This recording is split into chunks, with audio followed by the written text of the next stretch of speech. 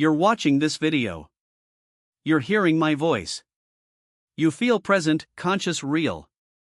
But what if I told you that you, as you believe yourself to be, may not really exist? That your sense of self is not a thing, but a story. A story told by your brain to itself. This isn't science fiction. It's neuroscience. And today, we're stepping into one of the most unsettling, profound questions humanity has ever faced. What if consciousness is an illusion? Stick with me, because by the end of this episode, you might never experience reality the same way again. 1. What is consciousness, really? Let's begin at the beginning. When we talk about consciousness, what do we mean? It's that feeling of being awake, aware, present. The sense that there's a you behind your eyes, thinking, choosing, experiencing. You might think, I am not just my body. I observe. I reflect. I feel. I have free will. But here's the problem. We can't locate that I. Despite decades of neuroscience, no scientist has ever found a region in the brain that is the seat of consciousness. There is no soul chamber, no central observer, no ghost in the machine. What we have instead is circuitry. And yet, you feel like someone is home. That illusion is where this story begins. 2. The binding problem. Who's in charge here?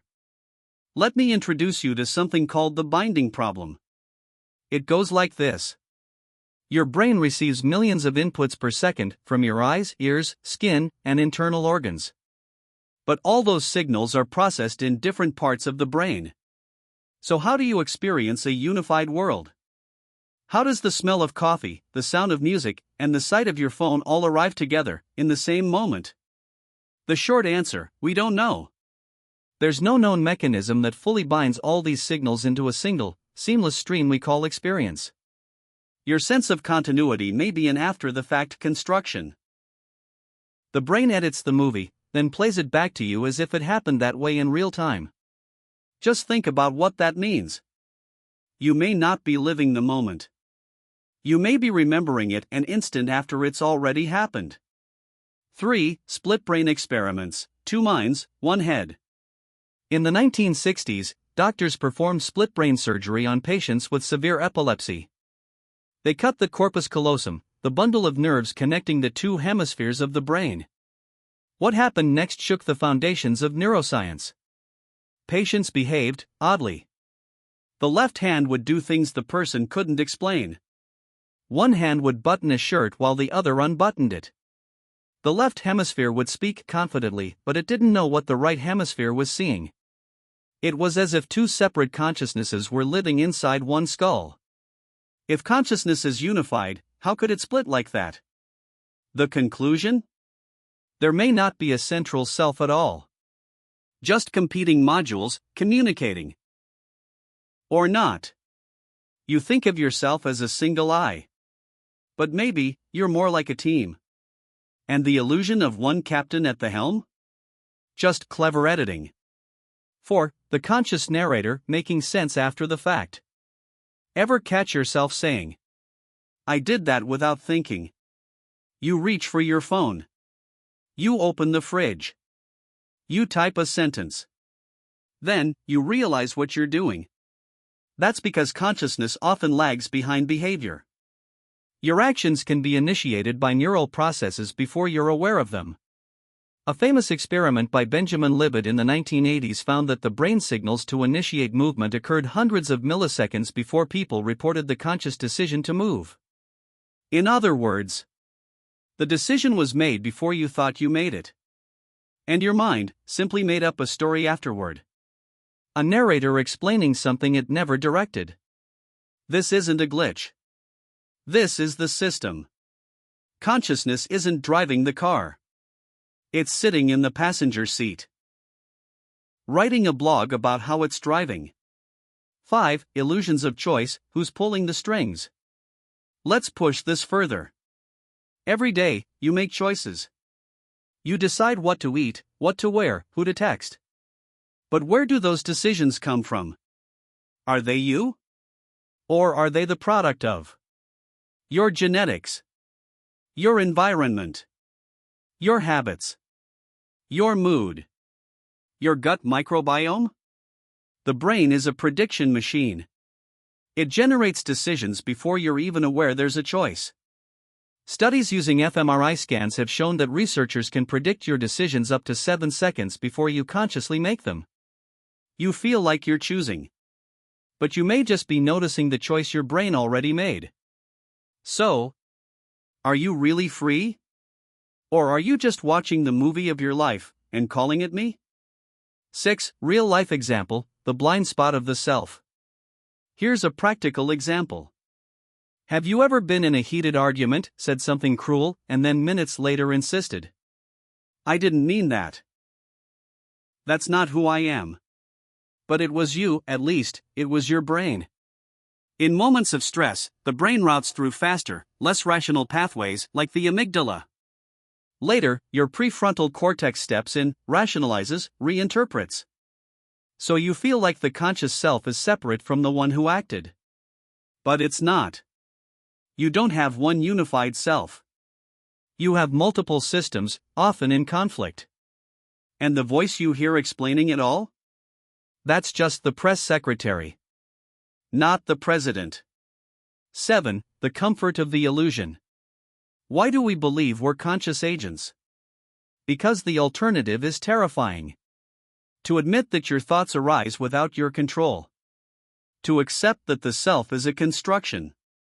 To face the possibility that you are just a story your brain tells to itself.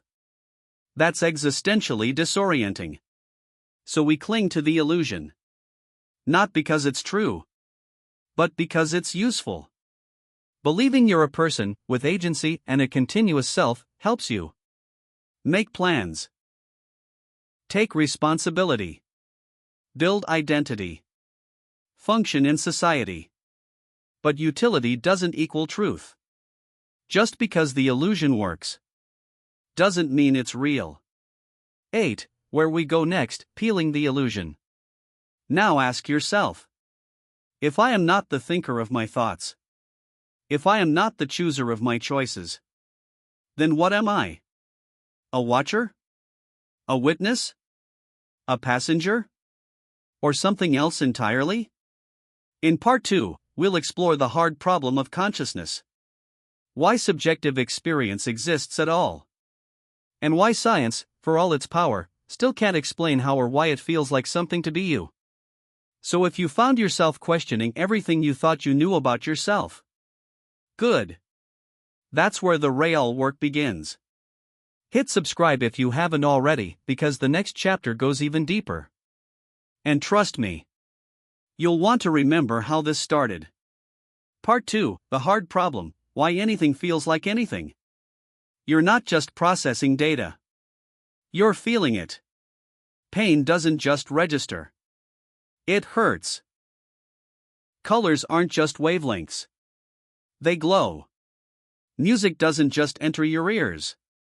It moves you. But why? Why should a lump of biological tissue, your brain, produce subjective experience? Why does a neural signal feel like red, or loneliness, or awe? This, right here, is what philosophers and neuroscientists call the hard problem of consciousness. And today, we're going to stare directly into its impossible depths. 1. What is the hard problem?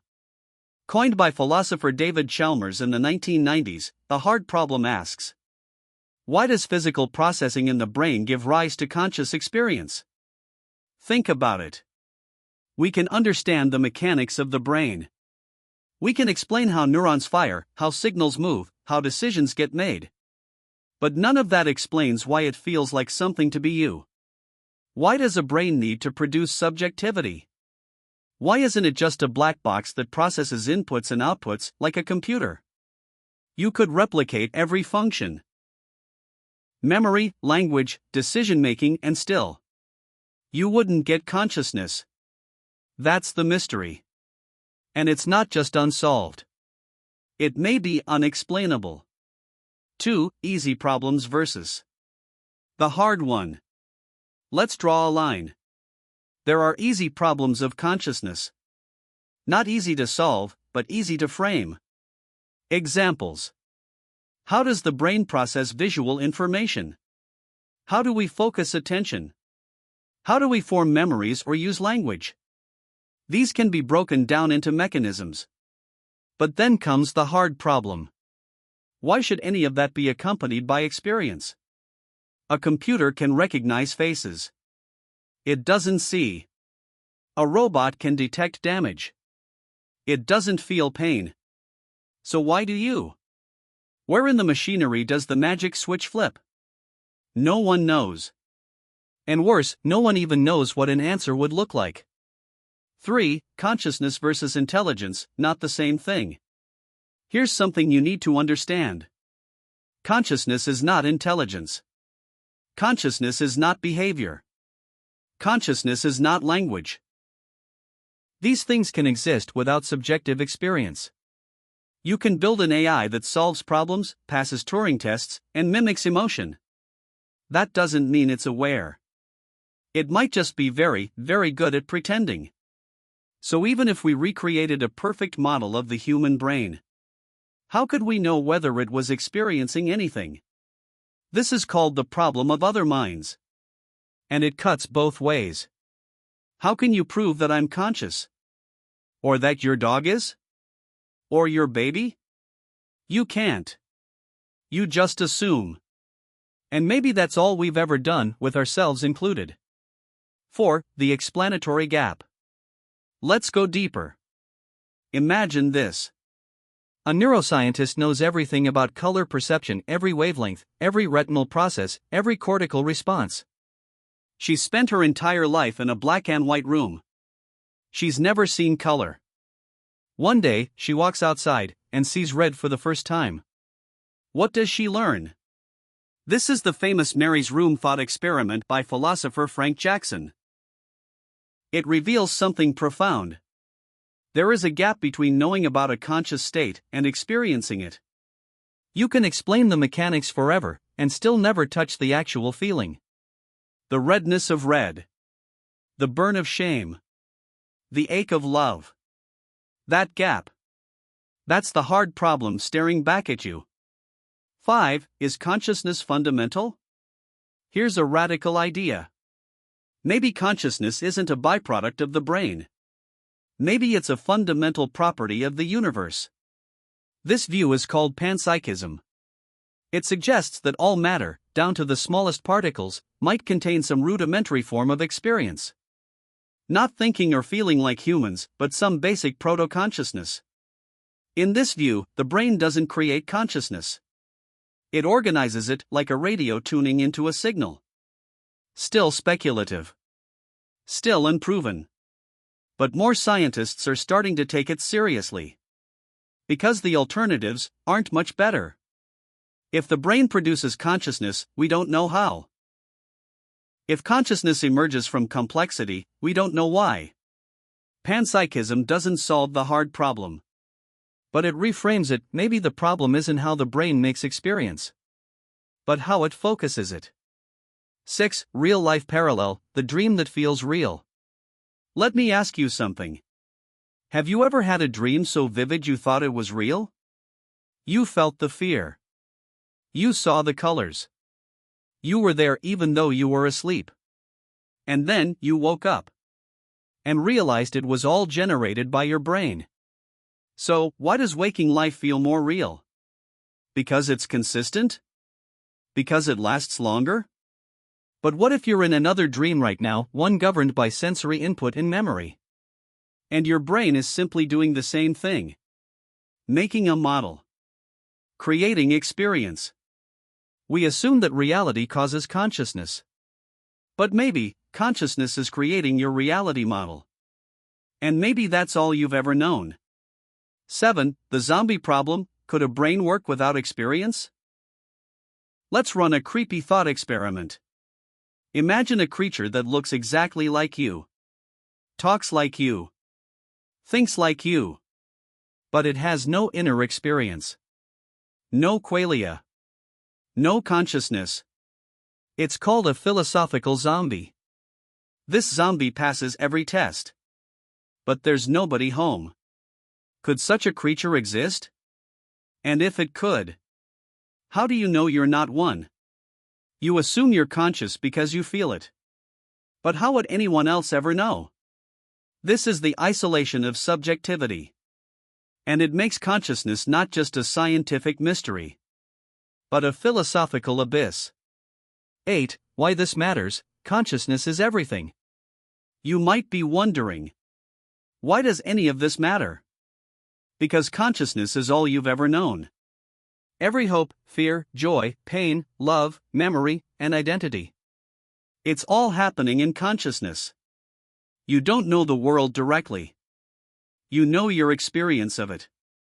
So if we don't understand consciousness, then we don't understand ourselves. And we don't even know if we're real, or just part of a story the brain is telling itself. With no audience, no narrator, no self. Just signals, pretending to be a soul. 9. Next time, what is the self? In part 3, we take a hard look at the most persistent illusion of all: the self. Who or what is the I you think you are? If consciousness is a story, then the self might just be the main character your brain invented to keep the plot moving. We'll explore how the self develops, when it collapses, and why losing it might be the most freeing thing you can experience. If you've been with us this far, you already know this is no ordinary science series. Hit subscribe if you haven't. You'll want to witness what comes next. And ask yourself, right now, what part of me just made that decision? Part 3, when the shadow takes control, how it hijacks your life. Have you ever said something you didn't mean and instantly regretted it? Have you ever sabotaged your own success, your own love, your own peace, and couldn't explain why? Carl Jung would tell you, that wasn't you. That was your shadow in control. In this episode, we'll explore how the shadow doesn't just live in your unconscious. It acts, speaks, sabotages when you're not looking. 1. The shadow is a living force. Your shadow is not a passive archive of forgotten memories or unwanted emotions. It's alive. It has energy, intention, and momentum. Jung wrote, "The shadow is a moral problem that challenges the whole ego personality." For no one can become conscious of the shadow without considerable moral effort. It doesn't sit quietly in the background. It waits. And when it sees the perfect moment, a trigger, a crack in the mask, it emerges. 2. Recognizing the shadow in daily life. Here's what it looks like in action: sudden rage over something small, jealousy that makes you act out, guilt trips, manipulation, sarcasm, all dressed up as honesty, attraction to people who hurt you, success followed by impulsive collapse. Have you ever asked yourself, why did I just do that? Why do I always ruin good things? Why can't I stop repeating this pattern? The shadow is answering. You're just not listening yet. 3. The language of the shadow, triggers. Your biggest clue? Triggers.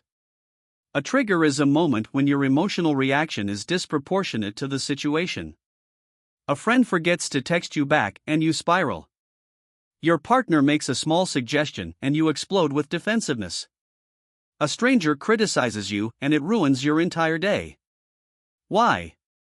Because the shadow remembers. Your conscious mind forgets, but your unconscious stores everything. That unhealed shame from childhood. That rage you were never allowed to express. That need for validation you deny. It all comes rushing up, disguised as a normal reaction. For projection, the shadow points at others. One of the most common ways the shadow acts is through projection. You see in others what you cannot face in yourself. You call someone manipulative but ignore your own passive aggression. You label someone toxic but haven't acknowledged your own emotional volatility. You despise arrogance but secretly crave recognition and praise. Jung said, everything that irritates us about others can lead us to an understanding of ourselves. The people who provoke you most are mirrors. And the more violently you reject someone's traits, the more likely they reflect your disowned self. 5. Shadow and relationships, the unconscious battlefield. Relationships, especially intimate ones, are where the shadow thrives. You attract what resonates with your unconscious. You fall in love not just with someone's light but with their shadow that complements yours. Examples. A self-sacrificing person may be drawn to someone selfish reenacting an old wound. A person who fears abandonment might cling to someone emotionally unavailable to prove their worth. Two people with repressed rage may ignite each other's violence. Unconscious patterns seek resolution or repetition. And if you don't become conscious of your shadow, you'll blame them for what's actually yours. 6. Shadow and sabotage, when you turn on yourself. Sometimes the shadow doesn't attack others. It attacks you. You finally get the job, and suddenly can't focus. A relationship feels safe, and you pick a fight. You're praised, and your inner critic screams louder than ever. Why? Because success, love, peace challenge the internal story your shadow has been defending for years. If you were raised to believe you're not worthy, then anything that contradicts that belief feels threatening, even painful. The shadow says, better to destroy this than feel like a fraud. So you do. 7. Integrating the shadow in real time. How do you stop the shadow from hijacking your life? You don't suppress it. You meet it. Step 1. Name it when it shows up. This jealousy isn't about them. It's about what I'm denying in myself. Step 2. Track the pattern. Every time I feel ignored, I become cruel. Where did I learn that? Step 3. Own it without shame. Yes, I can be manipulative. But that doesn't make me unworthy. It makes me human. Step 4. Speak to it. Journaling. Inner dialogues. Honest conversations with people you trust. Step 5. Create space before reacting. A deep breath. A walk. A pause. Give your awareness time to catch up before the shadow acts in your name. 8. The power of conscious reclamation. Every time you become aware of your shadow in the moment, you reclaim power. That jealousy becomes clarity about what you truly desire. That rage becomes a boundary you need to set. That self-sabotage becomes a lesson in self-worth. You're not fighting the shadow. You're integrating it. You're becoming whole. And slowly, what used to control you from the dark becomes your strength. This was part 3 of The Shadow Within You. In the next chapter, we go deeper into the techniques of shadow work, the practical tools Jung inspired to help you meet your unconscious and come out stronger. Subscribe if you haven't, but more importantly, ask yourself, what did I see in today's episode? That felt a little too familiar? That's the shadow. And now, you're seeing it.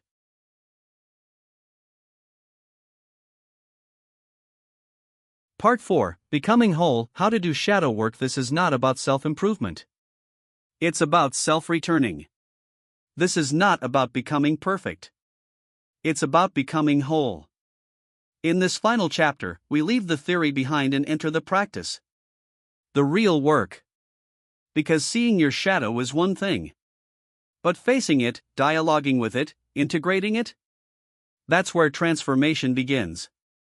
Let's explore how to do shadow work. 1. What shadow work really means and doesn't mean. Shadow work isn't a trend. It's not just journaling. It's not spiritual bypassing dressed in dark aesthetics. It is a process of radical self-honesty. It's looking at the parts of yourself you swore you'd never face. It's holding space for your contradictions. It's reclaiming power you once rejected and pain you once buried.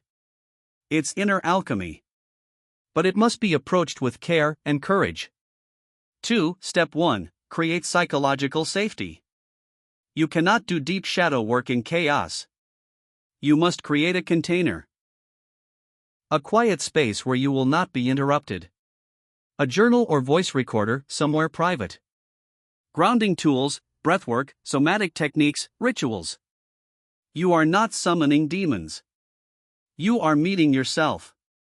You are not fixing yourself. You are learning to listen deeply. 3. Step 2. Identify your triggers and patterns. Shadow work often begins with tracking emotional patterns. Ask, what do I overreact to and why? What traits in others enrage or disgust me? Where do I consistently sabotage myself? What compliments make me uncomfortable and why? When do I feel shame, envy, or entitlement? Track these moments daily. Not to judge yourself, but to map your inner terrain. Because the shadow doesn't show up randomly. It shows up in themes.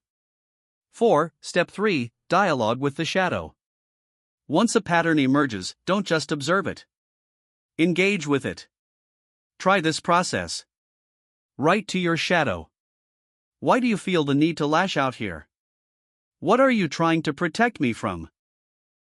What are you afraid of if I change this? What are you holding that I'm not ready to carry? Then, let the shadow respond. This might sound strange at first. But your unconscious will speak if you listen. The goal isn't to beat it. It's to understand its motives and invite it into the light. 5. Step 4. Integrate, don't eliminate. Integration means giving the shadow a seat at the table, not letting it run the show. Let's say you discover a shadow trait, manipulativeness. Instead of shaming it, ask, where did I learn that I had to manipulate to get love? Can this energy be transmuted into strategic thinking instead of deception? Can I express my needs directly now, instead of hiding them? Shadow work is not about killing the ego. It's about reconciling the ego and the unconscious. You become the bridge, the mediator, the whole self. 6. Shadow work in relationships. Relationships are where shadow integration becomes most powerful and most difficult. When you're triggered, try this. Pause before responding.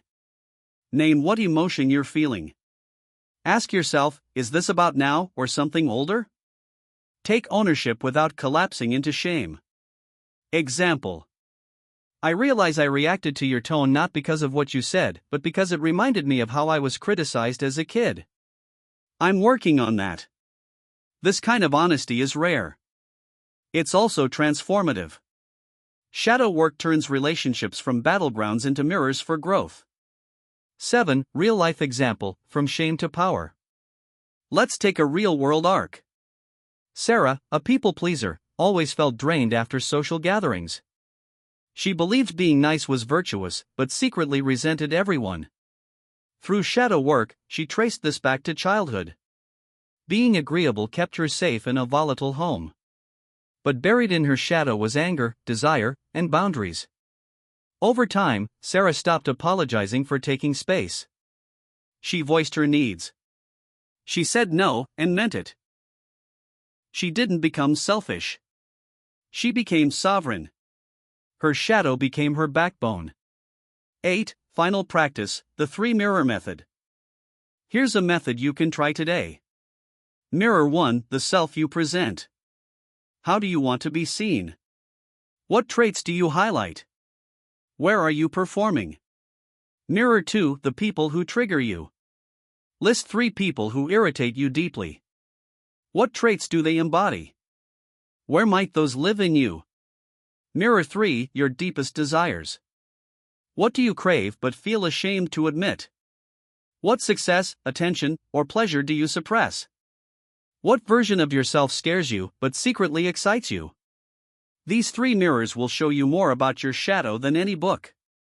9. The outcome of shadow work, wholeness. So what happens when you do this work?